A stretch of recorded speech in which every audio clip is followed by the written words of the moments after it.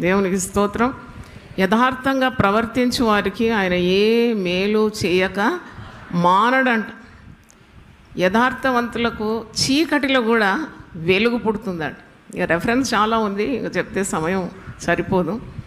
యథార్థవంతుల మీద ఆయన దృష్టి ఉందంట.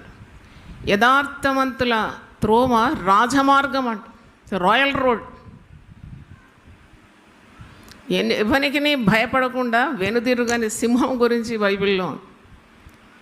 ఎందుకు ధైర్యం లేదు మీకు కుటుంబాల్లో? మీకు సవాళ్ళను ఎదుర్కోవడానికి శక్తి ఎందుకు లేదు? మీరు అన్నిటికీ ఎందుకు భయపడుతున్నారు? ఎందుకు మీకు కీడు భవిస్తుంది? మీరు చేసే ప్రయత్నాలు ఎందుకు సఫలం కావడం లేదు? పెళ్లి చేస్తే పెటాకులు అవుతుంది, ఇల్లు కడితే ఇల్లు అమ్ముకుంటున్నారు, అప్పుల పాలైపోతున్నారు. మరి దేవుని వాగ్దానాలు అలా లేదు కదా. వై? మీరు ఎప్పుడైనా ఆలోచించినారా? దేవుని వాగ్దానాల్లో మార్పు లేదు, దేవునిలో మార్పు లేదు. కానీ మనలో ఉంది. అంటే దేవునికి అవిధేయత చూపుతూ వంకర మార్గంలో ఉన్నాం.